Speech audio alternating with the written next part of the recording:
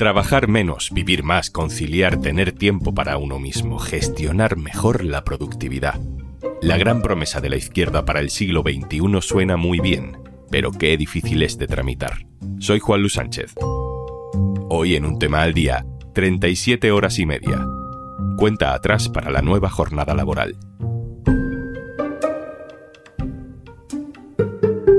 Una cosa antes de empezar. ¿Tienes una empresa entre 50 y menos de 250 empleados? El programa Kit Digital acaba de lanzar una convocatoria con bonos digitales de hasta 29.000 euros. Te cuento más al final del episodio. El Gobierno ha aprobado en el Consejo de Ministros reducir la jornada laboral semanal a 37 horas y media. Lo ha hecho por el trámite de urgencia y después de un acuerdo entre los ministerios de Economía y de Trabajo que han estado enfrentados en los últimos meses por esta medida. Esto decía hace unas semanas la ministra de Trabajo, Yolanda Díaz, sobre el ministro de Economía, Carlos Cuerpo. Es que es casi ser de mala persona decirle hoy a la gente trabajadora de nuestro país, decirle que se niega a reducir la jornada media hora al día. Hemos pasado de eso a esto de ayer. Esta es una diferencia apasionante, la resolvemos con mucho amor y con mucha síntesis. Esto es cómo se hacen las cosas dentro de esta coalición de gobierno. Y me van a Decimos que el gobierno aprueba la reducción de la jornada laboral, pero es una de esas veces en las que un titular periodístico puede ser un poco confuso. Porque sí, el gobierno aprueba la nueva jornada laboral, pero eso no significa que la nueva jornada laboral esté ya aprobada, en vigor, que la semana que viene vayamos a trabajar menos. No. Lo que toca ahora es el debate en el Congreso. Y ya sabemos lo largo y complicado que puede ser ese proceso con las mayorías tal y como están en el Congreso. La ley puede ser modificada, puede ser mejorada, puede ser empeorada. Así que lo que empieza hoy es una cuenta atrás, para la que hay que manejar ciertas claves porque además todas las posturas no son lo que parecen. Laura Olías, hola. Hola, ¿qué tal, Juanlu? Laura Olías es la periodista especializada en información laboral del diario.es. Laura, antes de entrar en el detalle de la ley, te quiero preguntar si crees que vamos a acabar viendo en vigor la ley tal y como ha salido del Consejo de Ministros esta semana. La propuesta que se aprueba ahora es un pacto con los sindicatos, es un primer paso. El gobierno aterriza por primera vez la reducción de la jornada laboral. Pero la letra pequeña, vamos a ver cómo queda, sí creo que puede tener algún cambio por el camino. Tiene que ahora pasar una serie de informes y trámites previos para llegar hasta una segunda vuelta y vuelve al Consejo de Ministros y ahí sí el gobierno manda al Congreso su propuesta de ley para reducir la jornada máxima de trabajo, que ahora está en 40 horas a la semana y se quiere reducir a las 37,5. Bueno, pues vamos al detalle, vamos a ver qué cosas concretas tiene esta ley para entender luego los debates que puedan venir a lo largo de los meses. Lo primero, la jornada máxima pasa de 40 horas a 37,5, eso lo sabemos, pero eso no implica cambio de salario, es decir, no vamos a cobrar menos por trabajar menos. No, precisamente lo que se quiere es reducir la jornada máxima, pero sin tocar el salario. Supone trabajar menos horas cobrando lo mismo. Incluso tiene una segunda derivada que puede suponer cobrar más. Y me explico. Esto también afecta a las trabajadoras que trabajan a tiempo parcial. Digo trabajadoras, hay también trabajadores, pero sobre todo son mujeres. Estas trabajadoras trabajan una jornada más pequeña respecto al tiempo completo, ¿no? Por ejemplo, nos imaginamos una trabajadora que trabaje 5 horas de un total de 8 en su empresa. Como ahora se va a reducir esta jornada completa y ahora van a ser 7 horas y media, trabajar 5 horas supone que estoy trabajando más porcentaje del tiempo completo. Por lo tanto, lo que se va a legislar es que estas trabajadoras aumenten su salario porque trabajan más porcentaje de la jornada completa. El otro detalle fundamental de esta ley tiene que ver con el registro oficial de lo que trabajamos, ¿no? Lo de fichar a la entrada y fichar a la salida, que es algo que en teoría ya es obligatorio por ley, una ley anterior de este mismo gobierno. Pero, ¿qué hay en esta nueva ley sobre esto, Laura? Porque, claro, si hay reducción de jornada pero no hay registro, pues a ver cómo se comprueba que se cumplen. Esta es otra cara de la ley que sale menos porque es verdad que todos los focos se los lleva la reducción de jornadas, la medida estrella, pero es muy importante y de hecho hay quien dice que es lo que más preocupa a los empresarios. El registro de jornadas, recordamos que es un trámite que debemos hacer todos los empleados, se supone día a día registrar, fichar nuestro inicio, nuestro fin de la jornada y busca, controlar cuánto trabajamos y también prevenir abusos horarios como pueden ser las horas extra no pagadas. Por ejemplo, una cosa muy gráfica es el tema de que el registro se puede hacer de manera manual, ¿no? Con papel y boli. Es algo como que no encaja en las sociedades de hoy y que no parece como muy seguro, ¿no? O que pueda ser inalterable. Se obliga a que sea digital. Además, tiene que haber como garantías de que no sea manipulable a posteriori, que ocurre en algunas empresas, por desgracia. Y también, y esto es lo más importante, que la Inspección de Trabajo tenga acceso en remoto y tiempo real a los registros de las empresas y controlar si efectivamente se están haciendo las horas que se están diciendo los trabajadores, están en sus sitios o no lo están, como luego aparece en estos registros. Y esto es bastante importante. Además, no solo se refuerza, sino que se endurecen las sanciones.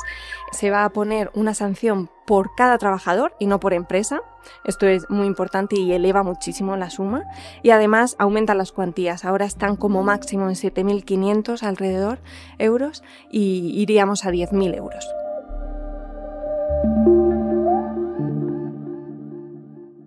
Laura, hay ya sectores, hay convenios colectivos, como de hecho el nuestro de los periodistas de prensa escrita, donde ya se marcan esos máximos de 37,5 horas semanales o incluso menos desde hace años.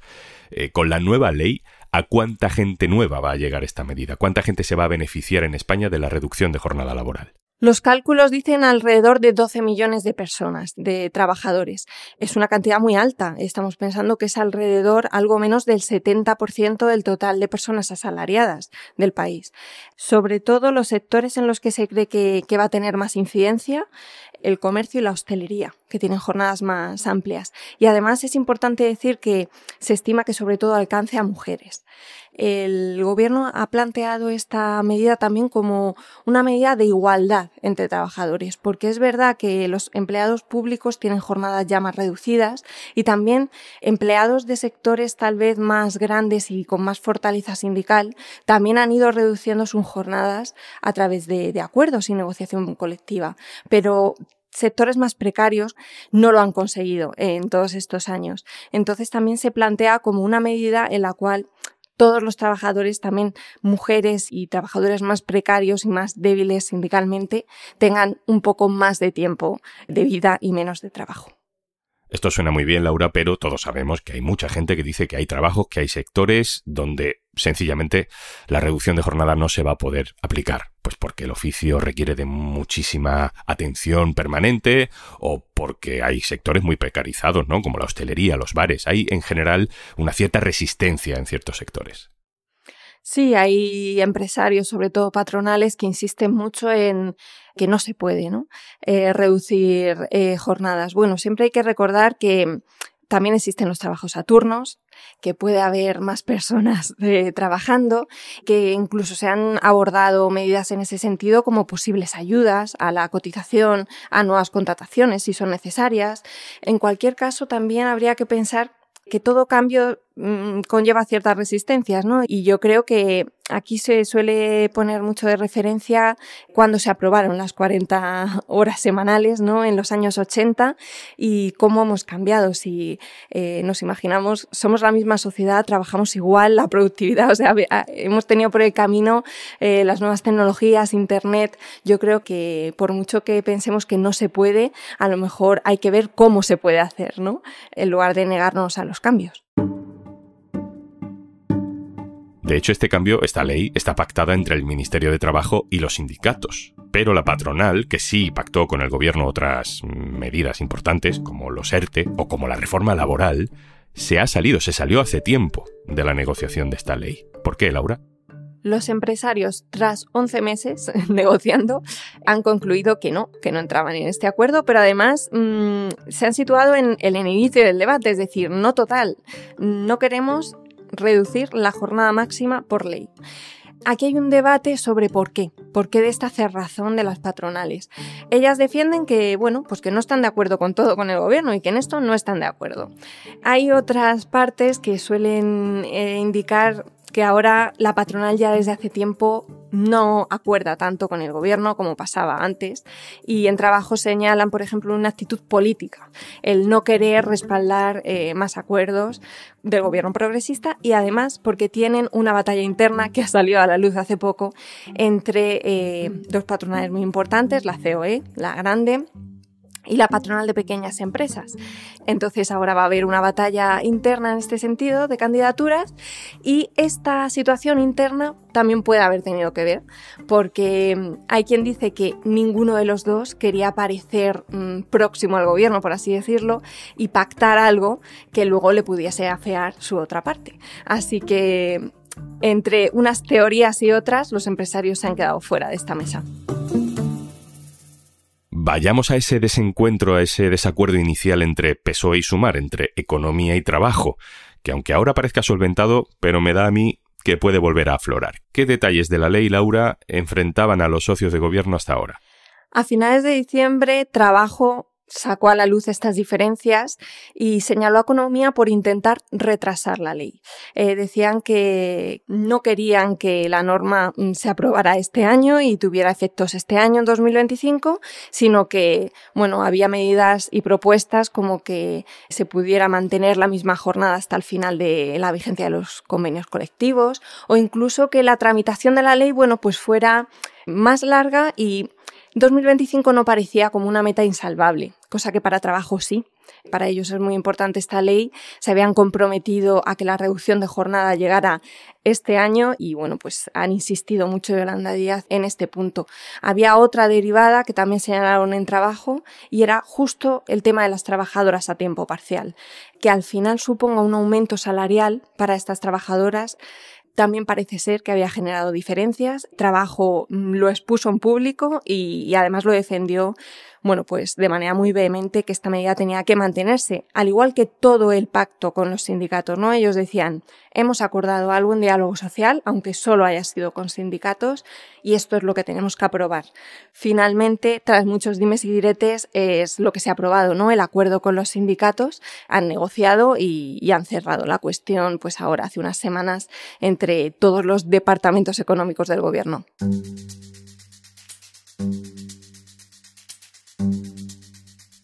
El ministro de Economía, Carlos Cuerpo, es, heredero político directo de Nadia Calviño, que se nos fue del gobierno al Banco Europeo de Inversiones, ¿no? Y yo me pregunto, Laura, ¿puede ser que el PSOE haya decidido dar luz verde a la ley tal y como se pactó con los sindicatos, porque sabe que, durante el trámite parlamentario ya habrá otros partidos necesarios para la aprobación de la ley, Junts, PNV, que negociarán, retrasarán, diluirán las partes de la ley que menos convencen al ministro de Economía, incluso quieran diluirlo todavía más porque son partidos básicamente de derecha en lo económico, ¿no?